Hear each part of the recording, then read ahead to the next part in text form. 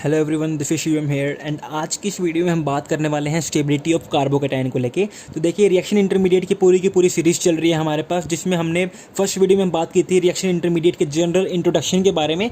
Then इससे पहले वाली वीडियो में हमने बात की थी कि कार्बोकैटायन होता क्या है, उसका पूरा जनरलाइज इंट्रोडक्शन एंड कौन कौन सी वो रिएक्शंस हैं, कहाँ कहाँ पर वो किस किस तरीके से कार्बोकैटायन हमारे पास फॉर्मेशन हो सकता है, उसके बारे में हमने अच्छे से बात कर ली है। आज की वीडियो में हम बात करने वाले हैं स्टेबिलिटी ऑफ कार्बोकैटायन को लेके। इस कंसेप्ट को आप स्टार मार्क कर लो, कंफर्म लिख के दे रहा हूं मैं आपको कि इस टॉपिक से आपके पास एक एमएससी एंट्रेंस के अंदर क्वेश्चन आ ही जाएगा।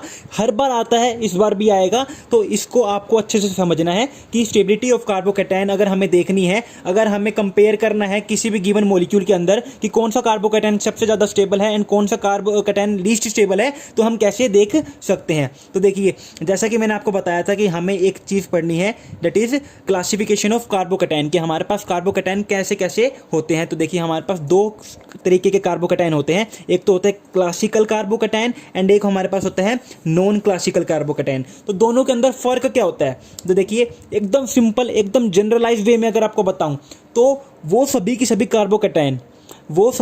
कार्बोकैटायन जो resonance, mesomeric, inductive and hyper conjugation in effect के थ्रू क्या हो जाए, स्टेबलाइज हो जाए, उन्हें हम क्या कहते हैं, क्लासिकल कार्बोकैटायन कहते हैं। दोबारा समझ में नहीं आया, वो सभी कार्बोकैटायन जो resonance, mesomeric, inductive, hyper conjugation in effect के थ्रू स्टेबलाइज हो रहे हों, उन्हें हम क्या कहते हैं, क्लासिकल कार्बोकैटायन कहते हैं। जैसे कि मेरे पास क्या है, एक मान लीजिए एक टर्शियरी कार्बोकैटायन है, एक क्या है मेरे पास, टर्शरी कार्बोकैटायन है। अब हमें पता है ये टर्शरी कार्बोकैटायन किस तरीके से स्टेबलाइज हो रहा है, ये वाला कार्बोकैटायन किस तरीके से स्टेबलाइज हो रहा है। यहां पर हमारे पास 3 प्लस आई डोनेटिंग ग्रुप प्रेजेंट है, यानी कि ये प्लस आई इफेक्ट से स्टेबलाइज हो रहा है एंड ये क्या हुआ, हमारे पास एक क्लासिकल कार्बोकैटायन हो गया। ठीक है, अभी भी एक और एग्जाम्पल, मान लीजिए मेरे पास क्या है, CH2 पॉजिटिव OH है, यहाँ पर मेरे पास ये मॉलिक्यूल प्रेजेंट है। अब मुझे पता है OH क्या है, एक प्लस M डोनेटिंग ग्रुप है एंड ये अपने लोन पेयर को यहाँ पर पार्टिसिपेट करवा देगा, जिसकी वजह से ये कार्बोकैटायन क्या हो जाएगा, स्टेबलाइज हो रहा होगा, इसको इलेक्ट्रॉन डेंसिटी मिल रही होगी। तो यानी कि ये भी मेरे पास क्या है, एक क्लासिकल कार्बोकैटायन है। ठीक है, या फिर मेरे पास मान लीजिए एक बेंजाइलिक कार्बोकैटायन है, मेरे पास क्या है, एक बेंजाइलिक कार्बोकैटायन है। तो अब देखिए, ये वाला जो कार्बोकैटायन हमारे पास बना है, इसे हम क्या कहेंगे, बेंजाइलिक कार्बोकैटायन कहते हैं। एंड ये किससे स्टेबलाइज हो रहा होगा, ये स्टेबलाइज हो रहा होगा मेरे पास रेजोनेंस से। ये किससे स्टेबलाइज हो रहा है मेरे पास, ये स्टेबलाइज हो रहा है मेरे पास रेजोनेंस से, यानी कि ये भी मेरे पास क्या है, एक क्लासिकल कार्बोकैटायन है। सबको समझ में आ गई कि क्लासिकल कार्बोकैटायन क्या होते हैं। अब अगर मैं बात करूं नॉन क्लासिकल कार्बोकैटायन के लिए, तो non classical carbocation in effect से स्टेबलाइज नहीं होते, कभी भी इन इफेक्ट से क्या नहीं होते, स्टेबलाइज नहीं होते। जैसे कि मेरे पास क्या है, एलाइलिक या बेंजाइलिक पोजीशन से जो नेक्स्ट कार्बोकैटायन फॉर्मेशन हो गया ना, यहां पर कार्बोकैटायन फॉर्मेशन है, तो ये मेरे पास क्या है, ये मेरे पास एक नॉन क्लासिकल कार्बोकैटायन है। क्यों, क्योंकि देखिए क्लासिकल कार्बोकैटायन क्या था, रेजोनेंस से स्टेबलाइज हो रहा था एंड रेजोनेंस से स्टेबलाइज होने के लिए क्या होना चाहिए, ये जो कार्बोकैटायन फॉर्मेशन हो रहा है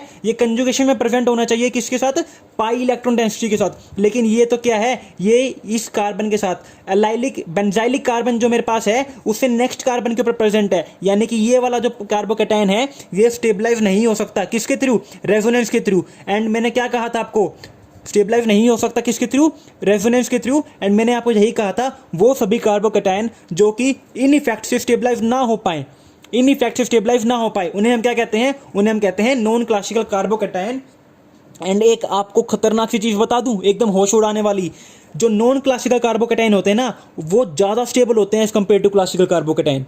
बहुत ही प्यारी, बहुत ही खतरनाक बात है ये, क्या नॉन क्लासिकल कार्बोकैटायन ज़्यादा स्टेबल होते हैं किसके कंपेयर में, क्लासिकल कार्बोकैटायन के कंपेयर में। तो आपको इसलिए ये पहचानना आना चाहिए कि मेरे पास जो कार्बोकैटायन गिवन है वो क्लासिकल है, नॉन क्लासिकल है। क्योंकि इसको देख के तो आपको ऑब्वियसली लग रहा है कि हाँ ये तो स्टेबल हो ही नहीं रहा किसी भी इफेक्ट से, तो आप तो इसको सबसे एंडिंग में डाल दोगे कि हाँ ये तो सबसे लीस्ट स्टेबल हो गया, लेकिन ऐसा नहीं होता। स्टेबिलिटी आपको पता होनी चाहिए, नॉन क्लासिकल कार्बोकैटायन की ज़्यादा होती है as compare to classical carbocation. अब मैं अगर आपको ऑर्डर की बात करूं, अगर मैं ऑर्डर ऑफ स्टेबिलिटी की बात करूं कार्बोकैटायन के अंदर, कि आपको पता चल जाए देखते ही कि हाँ मेरे पास कौन सा कार्बोकैटायन ज़्यादा स्टेबल है, कौन सा लीस्ट स्टेबल है। तो देखिए सबसे पहले मैंने आपको क्या बताया था, एरोमेटिसिटी क्या होती है, एरोमेटिसिटी खुदा है। सबसे ज़्यादा स्टेबलाइज कौन सा कार्बोकैटायन होता है मेरे पास, एरोमेटिक कार्बोकैटायन देखते ही सबसे ज़्यादा स्टेबलाइज आपको वही कर देना है। उसके बाद मेरे पास कौन सा कार्बोकैटायन आता है, उसके बाद आता है मेरे पास डांसिंग रेजोनेंस कार्बोकैटायन। उसके बाद क्या आता है मेरे पास, डांसिंग रेजोनेंस। देखिए ये एक एक्सेप्शन केस है जो कि मेरे पास ऑर्बिटल ओवरलैपिंग के कारण स्टेबलाइज होता है। डांसिंग रेजोनेंस कार्बोकैटायन आपको पता होना चाहिए किसे कहते हैं, इसे हम डांसिंग रेजोनेंस कार्बोकैटायन कहते हैं। एंड ये एरोमेटिक सिस्टम के बाद सेकंड मोस्ट स्टेबल कार्बोकैटायन होता है। क्यों सेकंड मोस्ट स्टेबल कार्बोकैटायन क्यों होता है, क्योंकि यहां पर जो मेरे पास कार्बोकैटायन के पास जो एम्प्टी ऑर्बिटल है ना, इसको मैं ये लिख सकता हूं ऑर्बिटल, अगर मैं इसके शो करूं तो यहां पर मेरे पास क्या है, CH2 है एंड इसके ऊपर क्या है, इसके एक पास एक एम्प्टी ऑर्बिटल प्रेजेंट है। ठीक है, यहां पर मेरे पास क्या है, एक मेरे पास यहाँ पर ये फील्ड ऑर्बिटल है कार्बन के, ये क्या है मेरे पास फील्ड ऑर्बिटल है। एंड यहाँ पर मेरे पास क्या है, यहाँ पर मेरे पास थोड़ी इस कार्बन के भी फील्ड ऑर्बिटल प्रेजेंट है। यहाँ पर क्या है, इसके भी फील्ड ऑर्बिटल प्रेजेंट है। एंड आप शायद देख पा रहे होगे इसका स्ट्रक्चर कैसा है, इसका स्ट्रक्चर सारे इसके जो ऑर्बिटल्स हैं फील्ड ऑर्बिटल हैं वो कहाँ पे अरेंज है, इस कार्बोकैटायन के एम्प्टी ऑर्बिटल के साथ अरेंज है, जिसकी वजह से यहाँ पर क्या होता है, यहाँ पर बहुत अच्छी ओवरलैपिंग हो जाती है। यहाँ पर इलेक्ट्रॉन डेंसिटी जो है काफ़ी ज़्यादा शेयर हो जाती है यहाँ पर किसके साथ, कार्बोकैटायन के साथ। एंड जिसकी वजह से डांसिंग रेजोनेंस जो है बहुत ज़्यादा स्टेबलाइज होता है। इसको अपने मन में बिठा लो, जहन में बसा लो कि ये क्या है, डांसिंग रेजोनेंस है एंड ये बहुत ज़्यादा स्टेबलाइज होता है। उसके बाद मेरे पास कौन सा इफेक्ट आता है, उसके बाद मीजोमेरिक इफेक्ट जहाँ पर भी लग रहा होगा ना, वो कार्बोकैटायन सबसे ज़्यादा स्टेबलाइज हो रहे होंगे। घबराने की बात नहीं है, हर एक चीज़ के ऊपर अच्छे से एग्जांपल करवाने वाला हूँ इस ऑर्डर के बाद। हर एक चीज़ का एग्जांपल बताऊंगा आपको ताकि आपको अच्छे समझ में आ जाए। बहुत सारे क्वेश्चन करने वाले हैं, प्रीवियस ईयर क्वेश्चन भी इसके अंदर इंक्लूड होंगे। ठीक है, रेजोनेंस के बाद मेरे पास मीजोमेरिक के बाद मेरे पास क्या आता है, रेजोनेंस। यानी कि मुझे 4th नंबर पर स्टेबिलिटी सबसे ज्यादा किसकी होगी, जहां पर मेरे पास कार्बोकैटायन रेजोनेंस के थ्रू स्टेबलाइज हो रहा होगा। रेजोनेंस के बाद मेरे पास क्या आते हैं, रेजोनेंस के बाद मेरे पास आते हैं हाइपर कंजुगेशन। रेजोनेंस के बाद मेरे पास क्या आएंगे, हाइपर कंजुगेशन आएंगे। हाइपर कंजुगेशन में मेरे को पता है क्या, सबसे ज्यादा टर्शियरी स्टेबल होगा, then secondary carbocation and then primary carbocation मेरे पास स्टेबलाइज होगा। उसके बाद मेरे पास क्या आता है, उसके बाद मेरे पास आते हैं कार्बोकैटायन जो कि प्लस आई इफेक्ट से, इंडक्टिव इफेक्ट से स्टेबलाइज हो रहे होंगे। उसके बाद हमारे पास क्या आते हैं, अराइल कार्बोकैटायन। उसके बाद हमारे पास क्या आएंगे, एराइल कार्बोकैटायन। अब आपको पता होगा कि एराइल कार्बोकैटायन क्या होते हैं हमारे पास, एराइल कार्बोकैटायन क्या है, ये मेरे पास एक क्या है, एराइल कार्बोकैटायन होता है। ठीक है, अब एराइल कार्बोकैटायन यानी कि sp2 हाइब्रिडाइज कार्बोकैटायन जो कि एक बेंजीन रिंग के ऊपर प्रेजेंट हो, एक रिंग सिस्टम के ऊपर प्रेजेंट हो, उसे हम क्या कहते हैं, एराइल कार्बोकैटायन कहते हैं। उसके बाद मेरे पास क्या आते हैं, विनाइल कार्बोकैटायन। उसके बाद क्या आएगा, विनाइल कार्बोकैटायन। विनाइल कार्बोकैटायन क्या है, एक एसाइक्लिक सिस्टम के ऊपर, एक एसाइक्लिक डबल बॉन्ड सिस्टम के ऊपर जब मेरे पास क्या प्रेजेंट हो, कार्बोकैटायन प्रेजेंट हो, उसे हम क्या कहते हैं, उसे हम कहते हैं विनाइलिक कार्बोकैटायन। एंड अगर मैं बात करूं लीस्ट स्टेबिलिटी की, अगर मैं बात करता हूं लीस्ट स्टेबिलिटी की, तो मेरे पास जो एंटी एरोमेटिक सिस्टम होता है, मेरे पास क्या होता है, जो एंटी एरोमेटिक सिस्टम होता है वो क्या होता है, इन सबसे लीस्ट स्टेबल होता है। क्योंकि हमने पढ़ा है एंटी एरोमेटिक तो बहुत ही कम स्टेबल होता है। तो एंडिंग में हमेशा स्टेबिलिटी के लिए अगर हम बात करें तो क्या आएगा हमारे पास, एंटी एरोमेटिक सिस्टम सबसे ज़्यादा लीस्ट स्टेबल होता है। इस ऑर्डर को अच्छे से ध्यान में रख लो ताकि आपको क्वेश्चन करने में आसानी हो। अब बात करते हैं हम क्वेश्चन को लेके, अब हम बात करते हैं क्वेश्चंस को लेके। इसके अंदर कुछ प्रीवियस ईयर एग्जांपल भी इंक्लूड हैं, तो ध्यान से करना, ध्यान से देखना कैसे करते हैं क्वेश्चंस को। ठीक है, फर्स्ट क्वेश्चन है, सभी क्वेश्चन के अंदर हमें क्या बतानी है, ऑर्डर ऑफ स्टेबिलिटी के लेके बात करनी है।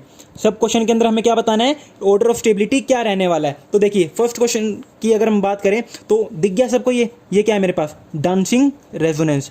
ये मेरे पास क्या है, डांसिंग रेजोनेंस। क्वेश्चन किस तरीके से करने हैं आपको स्टेबिलिटी को लेके, सबसे पहले आप हर एक क्वेश्चन के अंदर गिवन ऑप्शन को देखोगे, उसके अंदर आप ये देखोगे कि कौन सा कार्बोकैटायन किस इफेक्ट के थ्रू स्टेबलाइज हो रहा है, उसको आप मार्क करोगे एंड देन जाकर आप क्या करोगे, उसकी स्टेबिलिटी के ऑर्डर को बनाना स्टार्ट करोगे। तो पहले में क्या देखने को मिल रहा है मुझे, डांसिंग रेजोनेंस देखने को मिल रहा है। सेकंड की अगर मैं बात करूं तो नाइट्रोजन के पास क्या है, लोन पेयर। तो यहां पर ये कार्बोकैटायन किससे स्टेबलाइज हो रहा होगा, मीजोमेरिक इफेक्ट से।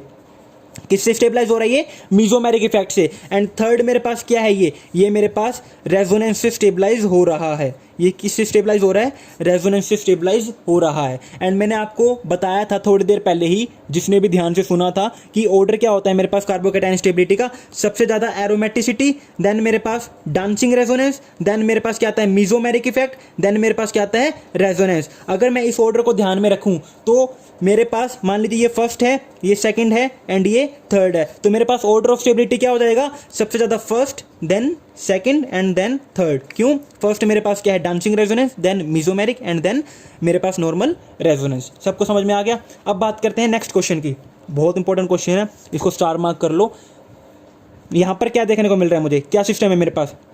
एक एरोमेटिक सिस्टम है ये क्या है मेरे पास? एक एरोमेटिक सिस्टम है। एंड ये क्या है मेरे पास? क्यों? क्योंकि यहाँ पे मेरे पास ये प्लेनर भी है, साइक्लिक भी है, 2 पाई इलेक्ट्रॉन है, यानी कि ये 4n + 2 पाई इलेक्ट्रॉन रूल को फॉलो कर रहा है, यानी कि ये क्या हो गया मेरे पास? एरोमेटिक हो गया। इसकी अगर मैं बात करूं तो यहाँ पर मेरे पास कितने पाई इलेक्ट्रॉन है? 6 पाई इलेक्ट्रॉन प्रेजेंट है। दूसरी बात क्या करूं, ये मेरे पास क्या है? प्लेनर है, यानी कि ये भी मेरे पास क्या है? एक एरोमेटिक सिस्टम है। ओहो, अब तो ये तो बताया ही नहीं था मैंने कि अगर मेरे पास 2 एरोमेटिक सिस्टम के बीच में कंपेयर करना पड़ जाए तो कौन ज़्यादा स्टेबलाइज होगा।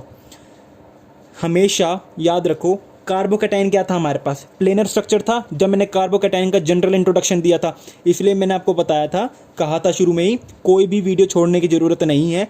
एक एक जो बात बता रहा हूँ ना, वो हर एक बात क्वेश्चन में इंक्लूड होने वाली है। एंड ये एक प्रीवियस ईयर क्वेश्चन के 2 एग्जाम्पल हैं। एक क्वेश्चन के अंदर और 2 ऑप्शन गिवन थे, उनमें से ये 2 एग्जाम्पल मैंने उठाए हुए हैं। क्यों? अब ये बात सिर्फ वही चीज़ कर सकता है, वही बंदा जान सकता है जिसने इंट्रोडक्शन वीडियो देखी होगी। तो हर एक वीडियो देखनी जरूरी है, क्योंकि मैंने जो हर एक बात बताई है ना, वो हर एक बात इंपॉर्टेंट है क्वेश्चंस करने के लिए। तो देखिए, मैंने आपको शुरू में बताया था कि जो कार्बोकैटायन क्या होते हैं? प्लेनर स्ट्रक्चर होते हैं। कार्बोकैटायन क्या होते हैं? प्लेनर होते हैं। क्यों? क्योंकि वो क्या होते हैं? sp2 हाइब्रिडाइज सिस्टम होते हैं। अगर मैं सिस्टम को प्लेनर से नॉन प्लेनर की तरफ लेके चलूं, प्लेनरिटी अगर मैं लॉस्ट कर दूं, तो क्या कार्बोकैटायन वहां पे स्टेबल रह पाएगा? कार्बोकैटायन वहां पे स्टेबल नहीं रह पाएगा।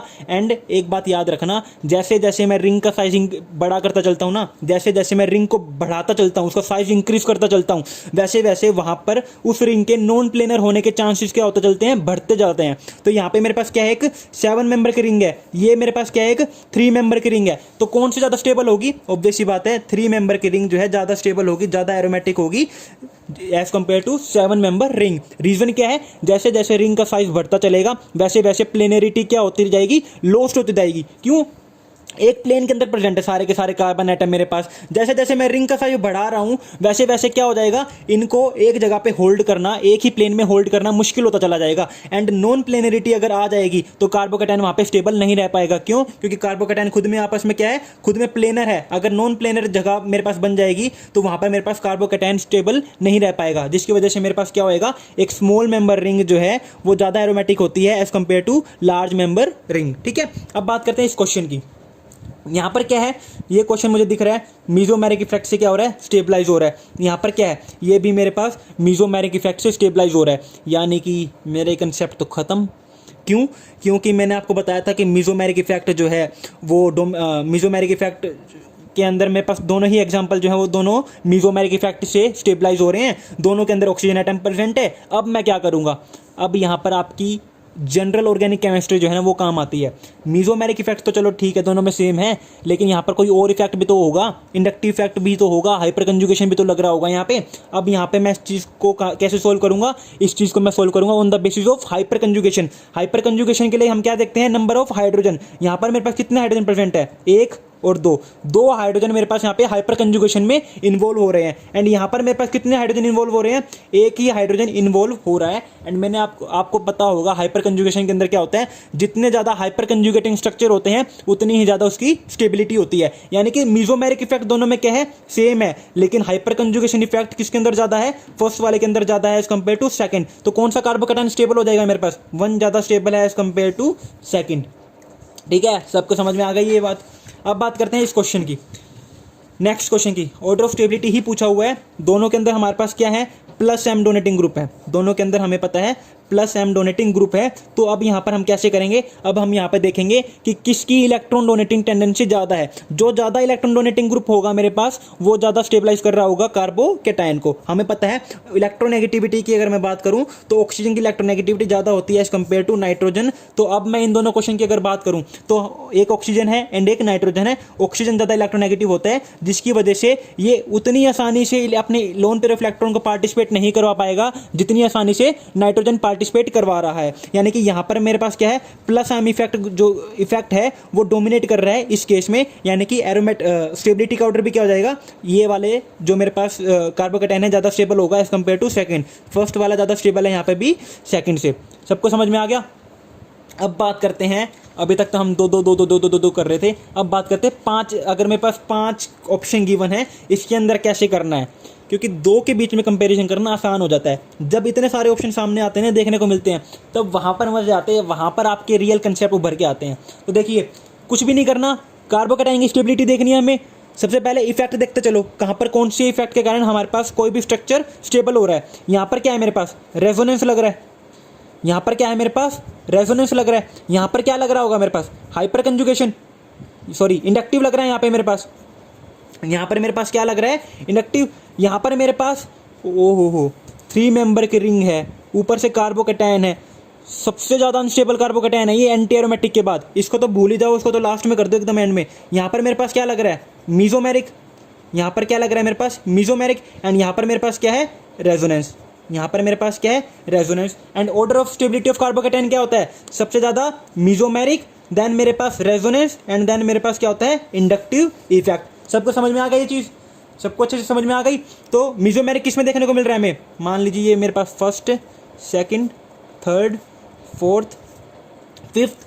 सबसे ज़्यादा स्टेबल कौन सा, मीजोमेरिक। मीजोमेरिक किस में देखने को मिल रहा है, फोर्थ में, तो सबसे ज़्यादा स्टेबल फोर्थ। उसके बाद रेजोनेंस, रेजोनेंस मुझे फिफ्थ में भी देखने को मिल रहा है और फर्स्ट में भी देखने को मिल रहा है। लेकिन रेजोनेटिंग स्ट्रक्चर की अगर मैं बात करूं, अगर मैं कंजुगेशन की बात करूं तो फर्स्ट में कंजुगेशन ज़्यादा है या फिर फिफ्थ में, ऑब्वियस ही बात है फर्स्ट के अंदर पाई बॉन्ड ज़्यादा है तो फर्स्ट के अंदर कंजुगेशन भी ज़्यादा होगी। तो मेरे पास ज़्यादा स्टेबल कौन सा होगा, फर्स्ट वाला ज़्यादा स्टेबल होगा क्योंकि इसके अंदर ज़्यादा कंजुगेशन प्रेजेंट है। यहाँ पर ये पॉजिटिव चार्ज ज़्यादा पाई इलेक्ट्रॉन के बीच में स्टेबलाइज हो रहा है, ज़्यादा पाई इलेक्ट्रॉन प्रेजेंट होने की वजह से क्या हो रहा है, स्टेबलाइज हो रहा है। उसके बाद मेरे पास क्या आ जाएगा, फिफ्थ आ जाएगा क्योंकि इसके अंदर भी क्या हो रहा है, रेजोनेंस हो रहा है। उसके बाद हमें बच गए इंडक्टिव इफेक्ट वाले। इंडक्टिव इफेक्ट हमारे पास थर्ड में भी है एंड सेकंड में भी है, लेकिन सेकंड वाली जो हमारे पास 6 मेंबर की रिंग है, एक अच्छी खासी स्टेबलाइज्ड रिंग मेरे पास है। तो यहाँ पे मेरे पास क्या आ जाएगा, 6 मेंबर, एंड देन मेरे पास क्या आएगा, 3 मेंबर रिंग आ जाएगी। एंड 3 मेंबर रिंग सबसे कम स्टेबल क्यों है, क्योंकि सबसे ज़्यादा स्ट्रेंड रिंग है हमारे पास, ये है सबसे छोटी रिंग है। ऊपर से कार्बोकेटायन बन गया इसके ऊपर, यानी कि इसकी तो ज़िंदगी बर्बाद हो चुकी है। सो ये था इस वीडियो के बारे में जिसमें हमने बात की है स्टेबिलिटी ऑफ कार्बोकेटायन के बारे में। आई होप आपको वीडियो अच्छी लगी होगी, एंड वीडियो अच्छी लगे तो चैनल को सब्सक्राइब करना मत भूलिएगा। So thank you very much, have a good day.